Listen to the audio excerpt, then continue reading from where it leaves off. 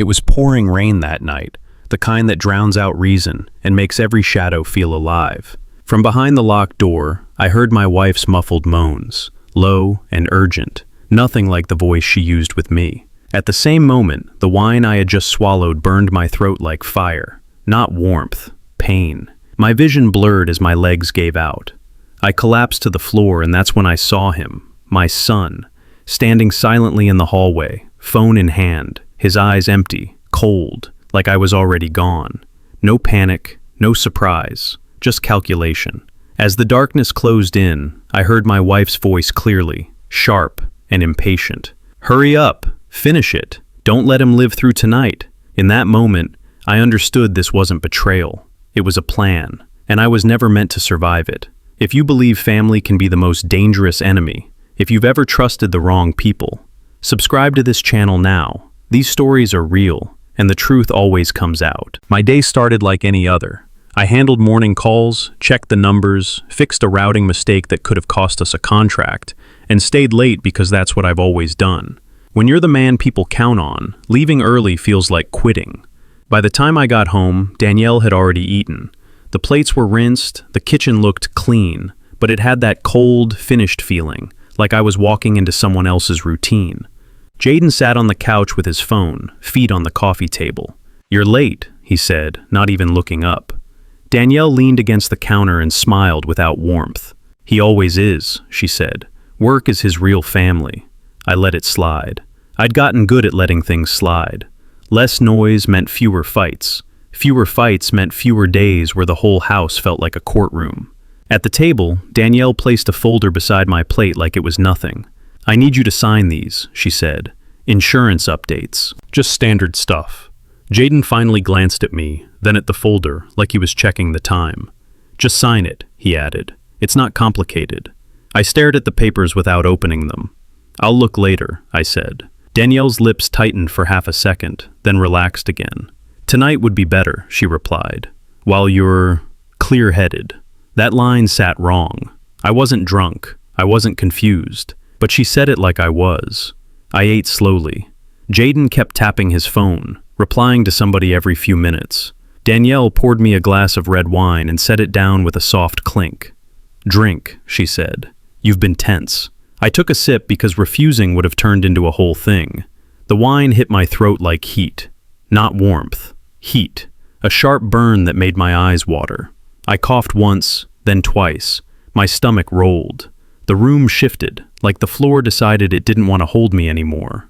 I pushed my chair back, gripping the table, trying to stand. My legs didn't answer right. Then I heard it.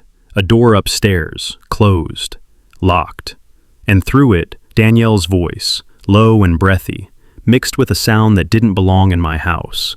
A sound that told me exactly what was happening behind that door. My chest tightened. I took a step toward the hallway, but my vision blurred at the edges. Jaden stood there, just outside the kitchen, phone in his hand. He wasn't panicking. He wasn't calling for help. He looked prepared. His eyes met mine, and for a second I didn't recognize him. From upstairs, Danielle's voice floated down again, sharper this time. "Hurry up. Get it done. Don't let him make it through the night." My knees hit the floor before I could catch myself. The last thing I felt was the cold tile against my cheek. Then a girl's scream tore through the house. "Dad!" My daughter came rushing down the stairs in socks, hair messy like she'd been asleep. She dropped beside me, hands shaking, turning my face gently. "Dad, look at me. Look at me." I tried. My eyelids barely moved. She slapped my cheek lightly, just enough to pull me back. "Stay with me, okay? Stay with me." I heard the rapid tapping of her phone. 911? "Please, my father. He can't breathe. Please hurry." Her arms slid under my shoulders, dragging me away from the kitchen and toward the living room, away from that wine glass, away from them. Outside, rain hammered the roof so hard it sounded like something trying to break in. And somewhere in the distance, a siren started rising, getting closer, while my daughter kept talking to me like her voice alone could keep my heart working. A cold dryness sat in my mouth when I came back to myself. My throat felt scraped raw, like I'd swallowed sand. I tried to shift and something tugged at my arm. An IV. A soft beep kept time beside the bed. My daughter's hand wrapped around mine. Her fingers trembled, but she didn't let go. She sat close, shoulders tight, eyes fixed on my face like she was afraid I'd disappear if she blinked. "Hey," she whispered. "You're here, okay? You're here." My tongue moved slow. "Where?" "Hospital," she said. "Don't talk too much." A nurse noticed my eyes open and stepped in right away. "Mr. Reed, can you hear me? Squeeze my hand." I squeezed. Weak, but it counted.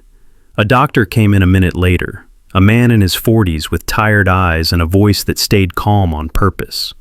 "You gave us a scare," he said. "Your daughter got you here in time." He checked my chart, then looked at me directly. "This wasn't just alcohol. You were severely poisoned. We ran an initial toxicology screen. Your heart rate dropped, your blood pressure crashed. If EMS had arrived even 10 minutes later," he paused, "you likely wouldn't have made it." My daughter sucked in a breath like she'd been holding it for hours. I stared at the ceiling, not because I needed to, but because I couldn't risk my face giving away what my mind was doing. Poisoned. Not sick. Not an accident. Poisoned. The door opened again. Danielle walked in with that practiced panic, the wide eyes, the hand over her mouth, the shaky steps like she might collapse. She rushed to the side of the bed, but she didn't touch me right away. She waited for the right moment. "Oh my God, baby," she said, voice breaking perfectly. "I thought I was going to lose you." She leaned down and kissed my forehead like we were still that kind of couple. Behind her, Jaden hovered near the doorway. No tears, no questions, no, "Dad, are you okay?" He stared at his phone and tapped the screen, like he was waiting for a response from someone who mattered more than the man in the bed. Danielle noticed me watching him and forced a smile. "He's just scared," she said quickly. "He doesn't know what to do." Jaden didn't even look up to agree. The doctor cleared his throat. "Family can visit, but I need to speak with your daughter for a moment." Danielle's eyes narrowed for half a second, so fast most people wouldn't catch it. Then she nodded and stepped back. When the nurse wheeled Danielle and Jaden out to the waiting area, my daughter leaned close, like she'd been holding something in her chest and it was starting to burn. "Dad, when they were loading you into the ambulance," she whispered, "I heard Mom on the phone. She was in the hallway, trying to talk low, but I heard her." My eyes shifted to hers. What did she say? My daughter swallowed, then spoke even softer. She said, "It didn't work. He's still breathing. I need you to come up with something else." My fingers tightened around hers without thinking. I didn't say anything. Not because I didn't believe her, because I did. And because I knew if I opened my mouth right then, the whole room would hear the sound of my life breaking in half. So I stayed still. I nodded once, slow. Then I looked at the door Danielle had just walked through and let the first real question form in my head, clear as day. If this wasn't an accident, who exactly was trying to erase me? My phone didn't stop buzzing once Danielle got back to the waiting room. It started with the soft stuff. "How are you feeling, baby? I'm so sorry this happened." Then it shifted. "The house is a mess without you. Jaden's stressed. He needs you. People are asking questions. Come home so we can get back to normal." Normal. That word landed wrong every time she used it. Normal was what you said when you wanted someone to stop looking too closely. I was supposed to stay in the hospital 2 more days, maybe 3. The doctor wasn't thrilled when I said I wanted to leave early, but my vitals had stabilized, and I didn't have the kind of insurance that encouraged long stays anyway. The truth was simpler. I couldn't stand the idea of Danielle having access to me while I was flat on my back. My daughter handled the discharge paperwork while I sat there, forcing my hands to stay steady. She kept her voice polite with the nurses, thanked the doctor, smiled when she had to. The whole time she watched the hallway like she expected Danielle to appear with a bouquet and another lie. When we got to the parking garage, she walked close beside me, ready to catch me if my legs gave out. "You sure you want to stay at my place?" she asked. "I'm sure I don't want to stay at theirs," I said. She didn't argue. She just opened the car door and helped me in like she'd been doing it her whole life. Halfway to her apartment, my phone lit up again. A text from Danielle. "The family is worried. Stop making this harder than it has to be." That wasn't concern. That was pressure. I didn't answer. My daughter glanced at the screen, then at my face. "She's trying to pull you back in before you can think," she said. I kept my eyes on the road. "I know." Later that afternoon, while I lay on my daughter's couch with a blanket pulled up to my chest, the calls started coming from people I hadn't heard from in months. My sister-in-law, Danielle's aunt, a cousin who only showed up when somebody died or somebody got money. They all had the same tone, soft, concerned, too rehearsed. "Marcus, honey, we heard you had a stroke." I sat up slowly. "A stroke?" "Yeah," she said. "Danielle said you've been drinking too much. You scared everybody." So that was the story. They'd written it fast, passed it around like it was a church bulletin, and now it was gospel. For about 10 seconds my mind flickered. Not doubt exactly, more like the old habit of blaming myself. Maybe I had pushed too hard at work. Maybe my body finally cracked. Then my throat burned again just from remembering that wine. A stroke didn't hit like that. I ended the call politely. "I'm fine," I said. "Thanks for checking in." Once I hung up, my daughter came in from the kitchen with a glass of water. "Who was that?" "Your mother's people," I said. "They think I had a stroke from drinking." Her jaw tightened. She already set the narrative. I nodded, slow, which means she expected me to die. The room went quiet after I said it. My daughter sat on the edge of the coffee table, elbows on her knees. "What do you want to do?" she asked. I stared at my hands. They looked the same as they always had. Strong, calloused, capable. Still, they'd been useless on that kitchen floor. "I want the facts," I said. "No guessing." She leaned forward. "Okay, tell me what you need." I took a breath that hurt a little. "Go back to the house," I said. "Not to confront anyone, just look." Her eyebrows lifted. "Dad, listen," I cut in, not raising my voice, just making it clear. "Take pictures. Every bottle, every glass, anything sitting out. If there's wine left, pour it into something clean and seal it, and don't let them see you doing it." She nodded once, already in motion. "I can do that." I reached for my phone again and scrolled through my discharge instructions until I found the hospital number. My thumb hovered, then pressed. When the receptionist answered, I kept my tone even. "I need copies of my full lab work," I said. "All of it, including toxicology." She asked for my information. I gave it. My voice didn't shake. After I hung up, I sat there and listened to the silence in my daughter's living room. No footsteps upstairs. No murmured voices behind locked doors. No folder waiting on a table. Just space. And in that space, I could finally see the shape of what had been happening to me for years. Small cuts, small dismissals, tiny thefts of respect, stacked so neatly I'd convinced myself it was normal. My daughter grabbed her keys and headed for the door. "Text me when you get there," I said. She paused, looked back at me and nodded. "I will." The door clicked shut, and I sat alone with my phone in my hand, watching Danielle's unread messages pile up like they could pull me back if I wasn't careful. My daughter texted me a photo before she even made it back to my place. A wine bottle on the counter, the same brand Danielle claims she barely drinks. A glass in the sink with a reddish film stuck to the bottom. A second picture showed a small, torn packet in the trash. No label, just white powder dusted inside like it had been scraped out. Then another message. "Mom's acting normal, too normal.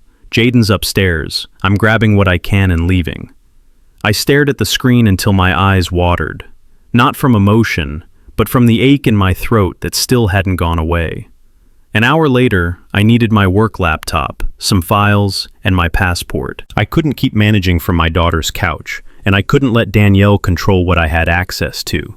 So I drove back to the house in the middle of the afternoon, when the neighborhood was awake and people were outside. I kept the visit short in my head before I ever touched the door. Get in, get what I need, get out. Danielle opened it before I knocked, like she'd been watching for me. She wore a soft sweater, hair pulled back, face calm in that way that always made outsiders think she was the victim. "There you are," she said, like we were in a commercial. "I've been so worried." She reached for my arm. I stepped past her. Jaden sat in the living room with a folder on his lap. Not a school folder, a thick stack of papers clipped together like a weapon. He stood up and walked toward me with no hesitation. "You need to sign these," he said. I didn't take them. What is that? He flipped the top page so I could see a bold header. Transfer of ownership. Power of attorney. Emergency beneficiary update. My stomach tightened, but I kept my voice flat. Why would I sign that? Jaden shrugged.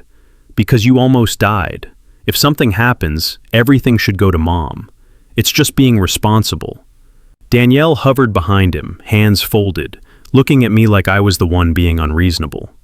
Marcus, she said softly, it's for the family. You don't want us struggling if, you know. Jaden leaned closer, lowering his voice like he was giving me advice. Stop making this hard. Just sign it and rest. I stared at him for a long second. I'd raised that boy. I'd paid for his braces, his sneakers, his first car insurance payment. I'd sat in bleachers at games I didn't understand just to clap when he looked my way. Now he was talking to me like I was an obstacle. I didn't argue. No shouting. No chest thumping. I asked one question. What happened the night I collapsed? Danielle's eyes sharpened. What do you mean? You heard me, I said. What happened? Her mouth opened, then closed. She recovered fast, turning my question into an accusation. Are you seriously doing this? She snapped. After everything? You're going to sit here and blame me for you drinking too much? Jaden scoffed. Here we go. Danielle moved toward the hallway and called out loud enough for the whole house. Mom, Dad, Marcus is back and he's starting again. Within minutes, her parents were in my living room like they'd been waiting in the driveway. Her mother's face was tight with anger. Her father didn't even pretend to be neutral.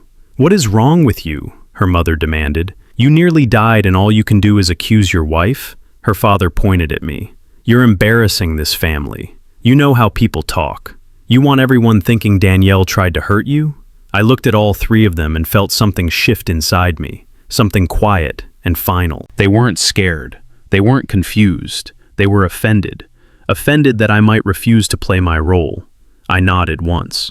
I'm here for my things, I said. Danielle stepped in front of the hallway. You're not taking anything until you sign those papers, she said, voice sweet again, like she hadn't just raised an army. Jaden lifted the folder higher. Sign, or you can deal with the consequences. I walked around them and went to my office anyway. Danielle followed, talking fast, trying to stay between me and the desk. You're not thinking straight. Your mind is messed up from whatever happened. Let's just fix this, okay?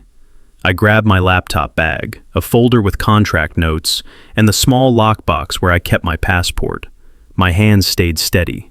Jaden trailed behind me, voice low. You're acting paranoid. Everybody can see it. I didn't answer. I walked out without slamming the door. By the time I got back to my car, my phone lit up with an alert from the bank. Large withdrawal from the joint account. Then another. Credit card temporarily suspended due to unusual activity. A third notification popped up as I started the engine. An email from HR at work.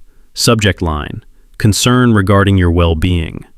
I opened it and read the first sentence. An anonymous report has raised concerns about alcohol use impacting your performance.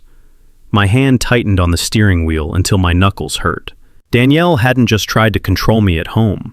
She'd reached into my life and started pulling the foundations out one by one, like she wanted me broke, isolated, and discredited before I could say a single word. I didn't respond to HR right away. I didn't call Danielle. I didn't fire off a message to Jaden. Any reaction would have fed the story they were building. Instead, I drove back to the hospital the next morning with my daughter beside me, a folder of printed alerts from the bank on her lap. My hands still felt weak on the steering wheel, but my head was clear. At the front desk, I asked for the case manager who'd been assigned to my discharge. My daughter gave the name before I could. Elena Morales, she said. A few minutes later, Elena walked into the waiting area holding a tablet and a paper file. She was shorter than I expected, hair pulled into a neat bun, no makeup trying to soften anything.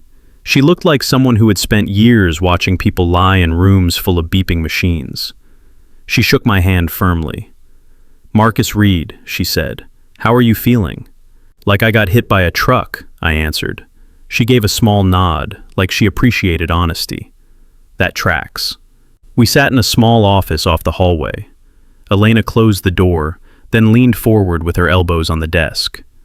I'm going to be direct, she said, because dancing around this helps the wrong people. I didn't speak. I waited. Elena tapped the file. Your toxicology results raised concerns. There were substances in your system that don't match accidental ingestion, and your symptoms lined up with deliberate poisoning. My daughter's breath caught. I stayed quiet. Elena's eyes stayed on me, steady. You need to understand something. If you suspect someone close to you, you cannot confront them alone. Not in your home, not over text, not in a conversation where there's no record. I stared at the file, then back at her. So what do I do? You get an attorney, she said. You document everything. You keep communication in writing. You move through the right channels. Because if this becomes a legal case, and it can, you want your side to be clean. She said it like she'd seen this movie too many times, and she was tired of watching good people lose because they got emotional. On the drive home, her words kept repeating in my head. Not the dramatic parts, the practical parts. Don't confront, don't react, build it the right way. When we pulled into my daughter's apartment complex, my phone buzzed again. Danielle this time. You're really doing this, she wrote. Everyone thinks you're losing it. Stop before you ruin your own life. Then a message from her mother followed. Marcus, you need to get help. You're scaring Danielle. Jaden is devastated. We're praying for you. My daughter glanced over. They're trying to make you the problem, she said. I didn't answer either text. I stared at the screen until another memory slid in, sharp and unwanted. Danielle handing me that wine glass with her left hand. She was right-handed, always had been. She signed checks with her right. She chopped vegetables with her right. She even held her phone with her right when she scrolled. But that night, she used her left, like she didn't want her dominant hand too close to whatever was in the glass. And I remembered something else, a tiny thing I hadn't given meaning to until now. A faint grit at the bottom of the drink. A thin streak that didn't dissolve all the way. I'd swallowed it anyway because I didn't want to accuse my wife of anything. Now my throat still carried the cost of that choice. Upstairs, my daughter set the folder of bank alerts on the table. Dad, you need to call a lawyer today, she said. My phone buzzed again, a voicemail this time. Danielle's voice, soft, shaky, perfect. Please come home, she said. You're not thinking straight. People are saying things. Let me help you. Help you. That wasn't help. That was a leash. I looked at my daughter. Find me someone, I said. A good attorney, not a friend of the family, not somebody who's going to tell me to calm down. She picked up her phone immediately. I'll ask around. Give me an hour. I nodded, then walked to the kitchen sink and rinsed out a glass, slow and careful, like even the smallest routine needed to be mine again. When the water stopped running, I wiped my hands on a towel and opened my laptop, searching for lawyers the same way I searched for problems at work, quietly, thoroughly, and without giving anyone a chance to see me coming. The attorney my daughter found didn't waste time trying to charm me. That's why I hired him. His name was Daniel Harper, mid-50s, salt and pepper beard, the kind of man who spoke like he'd already read the ending of your story and didn't like it. We met in his office downtown, no fancy view, just files stacked in neat towers and a coffee maker that looked like it had survived a war. He listened without interrupting while I laid out what happened. The wine, the burning throat, Danielle's words upstairs, Jaden in the hallway, my daughter hearing that phone call at the ambulance. When I finished, Daniel leaned back and folded his hands. First thing, he said, we assume your wife and her son are already trying to control the narrative. I nodded. They're calling me an alcoholic, I said. HR got an anonymous report. He didn't look surprised. Second thing, he continued, you do not go back to that house alone again. And you do not accuse anyone directly. Everything from now on is paper, records, and witnesses. He slid a legal pad across the desk. Make a list. Every bank account, every credit card, every policy, every asset. We lock down what we can. By the time I walked out, my chest still hurt, but my path was clear. That afternoon, I sat with a banker in a small branch office and watched the screen as she pulled up my accounts. I recognized the withdrawals instantly. Danielle hadn't cleaned me out, not yet, but she'd tested the limits. like she was checking how fast she could bleed me without setting off alarms. The banker looked at me with professional sympathy. "We can freeze the joint account if there's suspected fraud," she said. I kept my voice steady. "Flag every transaction over $200, I told her. "And I want records of anything that's been moved in the last 30 days. She typed, nodded, printed. Each piece of paper felt like oxygen. After that, I met a digital forensic specialist named Priya Shah. My attorney recommended her. She worked quietly, asked precise questions, and didn't react when I mentioned poisoning. She took my old phone, my laptop, and a small box of USB drives my daughter had grabbed from my home office. "I'll make forensic copies," she said. "No changes to the originals. If anything gets used in court, the chain of custody matters." "How long?" I asked. "I'll prioritize deleted messages and cloud backups," she replied. "If they tried to wipe anything, it usually leaves fingerprints." On my daughter's dining table, I turned my pain into a checklist. Hospital records, requested. Toxicology report, pending. Bank alerts, printed. Insurance documents Danielle wanted signed, photographed. Names of everyone in the house that night: Danielle, Jaden, and my daughter. Neighbor witnesses. I wrote down Mrs. Klein across the street. She'd told me once she heard shouting late at night. I added the guy next door who always walked his dog after dark. He'd mentioned seeing Jaden pacing outside around midnight. Receipts. My daughter had grabbed the wine bottle and took photos of the trash. I kept going until the list filled 2 pages. Then I noticed something small. Outside my daughter's window, across the lot, a gray sedan sat parked in the same spot it had been in the day before. No parking pass, no movement. I stared at it long enough to memorize the plate, then wrote it down too. That night, my phone buzzed with a number I didn't recognize. One text: "Stop digging." No name, no explanation, just that. My daughter came into the room with 2 mugs of tea, saw my face, and set them down slowly. "What is it?" I turned the screen toward her. She read it, then looked up. "We need to tell Daniel." I nodded. The message didn't scare me the way it was supposed to. It did something else. It confirmed what I'd already started to accept. They weren't just trying to shame me. They weren't just trying to take my money. They wanted me out of the way. I picked up my pen again and added a new line to the bottom of my list: personal safety. Then I wrote Daniel Harper's number at the top of the page, circled it twice, and started drafting an email to HR with the same calm tone I used at work when someone tried to blame me for their mistake. HR replied the next morning with polite corporate language that made my stomach tighten. They wanted a meeting. They supported my well-being. They suggested a short leave to recover fully. None of it sounded like care. It sounded like risk management. Daniel Harper read the email and nodded like he'd expected it. "They're covering themselves," he said. "Don't take it personal. We'll respond in writing. You'll comply with whatever evaluation they request, and we'll keep records. You're not getting fired if we play this clean." I wanted to tell him I didn't care about the job right then. I wanted to tell him my marriage had become a crime scene and my own house felt unsafe. Instead, I said what I'd always said: fine. Because fine was the word I used when everything inside me was burning. A few hours later, Priya Shah called with an update. Not results, just progress. "There's evidence of deletion patterns," she said. "Messages cleared in batches. Cloud backups accessed from a device that wasn't yours. Can you prove who did it?" "Not yet," she answered. "But the activity is traceable." "Not yet. Not enough. Not soon." That became the theme of my life. Meanwhile, Danielle's side stayed busy.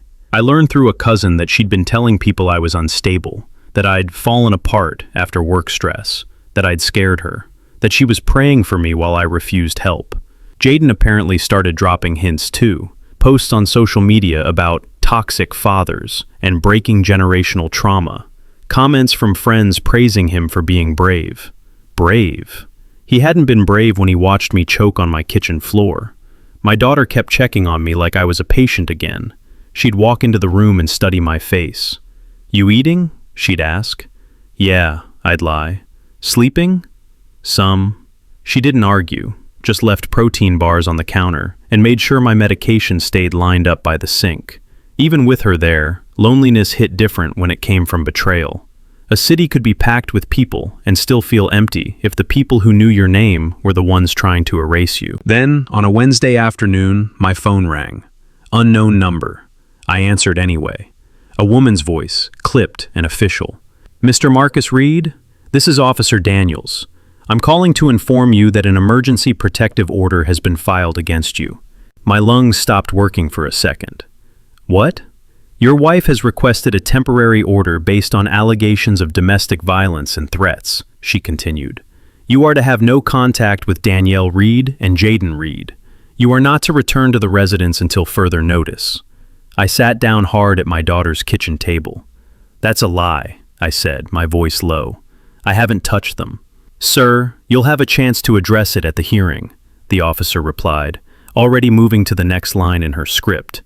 "Do you understand the conditions?" My daughter's eyes widened as she watched me. I covered the phone and mouthed, "Protective order." Her face went pale. I forced air back into my chest. "I understand," I said. When the call ended, I stared at the wall for a long moment, trying to absorb what it meant. They'd just locked me out of my own home. Not with a conversation, not with a fight, with paper. My daughter grabbed her keys. "We're calling Daniel right now," she said. I didn't stop her. I couldn't. Daniel Harper answered on the second ring. My daughter spoke fast, anger shaking her voice. "They filed a protective order. They're lying. They're trying to keep him out of his own house." Daniel's tone stayed calm. "I figured that might happen," he said. "Marcus, don't go near that property. Don't text Danielle. Don't call Jaden. You violate that order, even by accident, and it gives them power." I clenched my jaw until it hurt. "They're in my house," I said. "They're going through my things." "I know," he replied, "and we're going to address it legally, but you cannot hand them an easy win." A notification hit my phone, another bank alert, then another. My daughter leaned over my shoulder and read them with me. More withdrawals, small enough to avoid a fraud flag, fast enough to drain me over time. I stood up, slow, and walked to the window. The gray sedan was back, parked across the lot like it belonged there. My daughter came behind me, wrapped her arms around my waist the way she used to when she was little and got scared. "Dad," she whispered, "I'm here." I didn't cry. Tears would have been too easy, too clean. Instead, I turned back to the table, picked up a pen, and wrote at the top of a fresh page. Hearing date, evidence list, witnesses, bank records, phone records, medical records, one step at a time. My daughter slid the protective order paperwork toward me. The ink looked too official for something built on lies. I stared at Jaden's name on it, then circled it once, slow and deliberate, while my daughter started reading the fine print out loud so we could plan around every rule. Daniel Harper called me before I finished my coffee. His voice had that edge lawyers get when something finally clicks into place. "Marcus," he said, "I got a name." I straightened in my chair. My daughter looked up from her laptop across the table. "What name?" "Derek Caldwell," Daniel replied. "Your wife's friend." He didn't have to say it any other way. My stomach tightened, but my mind stayed calm. Names made things real. Names turned stories into cases. "How'd you get it?" I asked. "Anonymous tip," he said. "Came through my office line. Someone didn't want to attach their name, but they gave enough detail to track." He paused. "Derek's been under investigation before. Not convicted, but he's been on a fraud unit's radar. The tip also included account numbers. I pulled records. Your joint account has multiple transfers to an account linked to him." My daughter's hand covered her mouth. "How much?" she asked, leaning in. Daniel answered anyway. "Enough to show a pattern." I stared at the wall for a second, not because I was shocked, but because I could feel the pieces inside me sliding into alignment. Danielle wasn't just cheating. She was funding it, feeding it, building something with it. "There's more," Daniel added. "Priya sent me an update." My chest tightened. "What did she find?" "Recovered messages," he said. "Deleted texts, but not cleanly deleted. Your wife wrote about a dose. She referenced the rainy night like it was scheduled. The words hit my skin like ice. Dose. Not drink, not accident. Dose. I didn't speak right away. My daughter watched me, eyes wide, waiting for me to fall apart. I didn't give her that. "Send it to me," I said finally. Everything. I will, Daniel replied. But listen to me. Don't forward it. Don't screenshot it. Don't show it to anyone. We handle this through proper channels. Understood. After the call ended, my daughter slid her laptop over and pulled up social media. She didn't need to say what she found. Jaden's post was already there, sitting at the top of his page like a badge. Some men use fear to control women. Some fathers hide behind money. Not anymore. People commented hearts and fists and praise. Proud of you. Protect your mom. Stay strong, King. My daughter scrolled further and found Danielle's cousin sharing a prayer request. Please pray for my cousin Danielle. She's going through a lot. Her husband is unstable and she's trying to keep her son safe. I looked away. My daughter shut the laptop hard. They're lying to everybody, she said. They're rehearsing, I replied. That's what it was. A performance. A campaign. And it worked because most people liked clean stories with clear villains. The difference now was I had something they didn't. Proof. Still, I didn't let myself relax. I'd seen cases fall apart over one sloppy move, one emotional reaction, one late-night text that made a good man look bad. So I stayed disciplined. I wrote down Derek Caldwell's name on my legal pad, underlined it. Then I drew 2 columns, money, time. Money was the reason they were squeezing my accounts, pushing those documents, filing that protective order. They needed control before I could rebuild my footing. They needed access before I could block it. Time was the other reason. Every day I recovered, I got stronger. Every week I stayed alive, their window narrowed. They weren't just trying to win, they were racing. I glanced at my daughter. We're going to play this the way Daniel said, I told her. Quiet, clean, no mistakes. She nodded, but her eyes were wet. Dad, how are you not losing your mind? I looked down at my hands. They were steady again. Not because I wasn't hurt, because I didn't have the luxury of falling apart. Because if I lose control, I said, they get to write the ending. My daughter wiped her face with the back of her hand. So what's the next step? I picked up my phone, opened my email, and started a message to Daniel Harper. Subject line, Derek Caldwell, documentation request. I attached the bank alerts, the HR email, the protective order paperwork, and the hospital discharge summary, then paused with my thumb hovering over the send button, reading it one more time to make sure every word sounded like a man who couldn't be rattled. Daniel Harper didn't let me walk into it like a husband looking for answers. He made sure I walked in like a man protecting his name. The meeting happened in a neutral office, conference room, plain table, a box of tissues on the side like they expected drama. Daniel brought a paralegal as a witness. I brought my daughter. Danielle arrived with Jaden and her parents, already wearing that trembling expression she saved for other people. She reached for my hand the moment she sat down. Marcus, please, she said. Let's just talk. I didn't touch her. Daniel opened a folder and slid documents across the table one at a time, slow and deliberate. Hospital records, he said. Toxicology results. These indicate severe poisoning. Danielle blinked rapidly. That's not what happened, she whispered, shaking her head like she was in pain. Jaden leaned back, arms crossed. He drank, he said. Everybody knows he drinks. Daniel didn't react. He moved to the next page. Bank records, he said. Transfers from the joint account to an account linked to Derek Caldwell. Danielle's face tightened. Her father shifted in his chair. Who is that? Her mother demanded, like she hadn't heard the name before. Daniel looked at Danielle. Would you like to explain why marital funds were being moved to Mr. Caldwell? Danielle's voice rose suddenly. This is harassment, she snapped. He's trying to punish me because I asked for protection.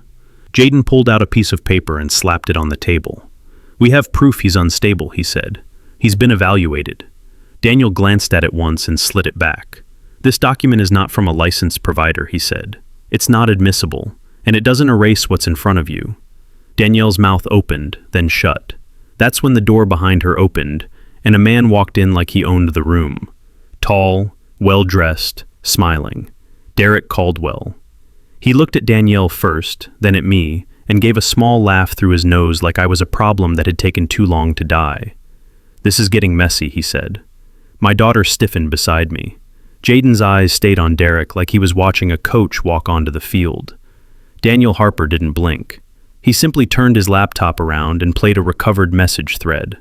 Danielle's voice, recorded from her own phone backups, clear as day. The dose has to be right. That rainy night, don't screw it up. A camera clip followed, grainy but enough.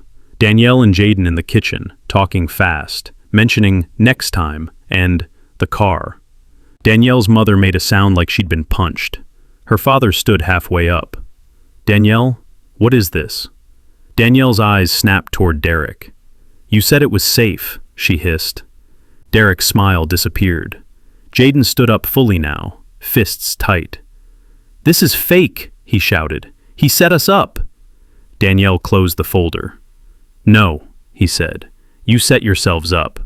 He slid one last paper across the table. Court order, he added. Emergency freeze on the joint account and a request for criminal investigation based on the medical evidence and digital forensic findings. Danielle lunged for the document like she could tear it up and make it disappear.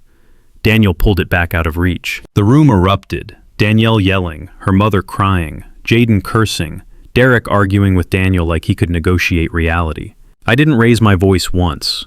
I stood, buttoned my coat with slow hands, and looked at Jaden. He stared back, breathing hard, and for a second I saw the little boy I used to pick up on my shoulders. Then it was gone. I turned away, walked out, and let the noise stay behind me while my daughter followed close, already dialing Daniel's office to confirm the next court date as the elevator doors opened. My lawyer handled the talking after that meeting. I handled the living. The next weeks became a rotation of appointments, paperwork, and long pauses in my daughter's apartment where neither of us knew what to say. Daniel Harper filed motions. Priya Shah delivered reports. The bank froze accounts and sent statements thick enough to choke a shredder. HR scheduled an evaluation, and I showed up on time, answered every question, and left with a clean report that said I was stable, clear-minded, and not a risk to anyone. Danielle tried once more to reach me directly. She called from a blocked number late at night. I didn't pick up. She left a voicemail anyway, voice fragile and sweet. Marcus, please. This got out of hand. We can fix this. Just come home and let's talk like adults. I deleted it without listening twice. Daniel told me something early on that stayed with me. People like this don't apologize because they're sorry, he said. They apologize because they're cornered. So I didn't ask for an apology. I asked for separation. The divorce paperwork arrived in a plain envelope. I signed it at Daniel's office with my daughter sitting beside me, her hand resting near mine like she was grounding me to the table. Danielle wasn't there. Her attorney showed up instead, eyes tired, posture stiff, like he didn't enjoy representing her, but money was money. Daniel slid the pen toward me. You understand this ends your financial ties, he said. No shared accounts, no shared credit. Any communication goes through counsel. I nodded once and signed. No speech, no last look, no dramatic moment, just ink on paper. That same week, Daniel set up a trust structure for the assets that were still mine. He explained it in plain language, made sure my daughter understood too. We moved what we could into protections that didn't rely on Danielle's cooperation. The bank issued new cards. I changed passwords. I updated beneficiaries. Every step felt like reclaiming a small piece of my spine. The criminal side moved slower, like it always does. Still, it moved. Investigators interviewed the doctor who had treated me. They pulled the EMS report. They requested Danielle's phone records through proper orders. Priya's forensic work held up under scrutiny. The recovered messages didn't disappear just because Danielle claimed they were out of context. Danielle was charged, not because I begged anyone to punish her, because the evidence left no room for storytelling. Derek Caldwell got pulled into a wider investigation. The fraud unit dug into his accounts, his business dealings, his other connections. People like him don't keep their hands clean in only one place. Jaden tried to play innocent at first, like he was a kid caught in the wrong crowd. That act didn't last. His posts became part of the record. His messages showed intent. His role in the protective order scheme didn't look like fear. It looked like strategy. His name ended up in filings as a cooperating witness at best, a participant at worst. And either way, he lost what he thought was guaranteed. No more easy money. No more house. No more, "Dad will handle it." My daughter asked me once, quietly, while we sat at her kitchen table sorting mail, "Do you want to see him?" She meant Jaden. I kept my eyes on the envelope I was opening. "No," I said, "not out of rage, out of clarity. Some doors close because you slam them. Some close because you stop holding them open." The final court date came on a gray morning. I showed up in a simple suit. Daniel carried the files. My daughter sat behind me, steady as a post. Danielle walked in with her attorney and avoided looking my way. Derek wasn't there. I heard later he'd been detained on a separate matter. The judge spoke. The attorneys spoke. I didn't. When it ended, Daniel leaned toward me. "You're done," he said. "As far as your obligations go, you're clear." I stood, nodded, and walked into the hallway. My phone stayed silent. No buzzing, no pleading calls, no threats, no fake apologies. My daughter caught up and fell into step beside me. Outside the courthouse, people moved past us like we were just another pair of strangers finishing business. Cars came and went. Someone laughed into a cell phone. Life kept going, indifferent and ordinary, the way it always does. My daughter asked if I wanted lunch. I said yes. We crossed the street together, and while we waited for the light to change, I reached into my pocket and felt the smooth edges of my new house key, the one that belonged to a place where Danielle's name didn't exist on any document. And I kept my hand there as we stepped forward with the crowd.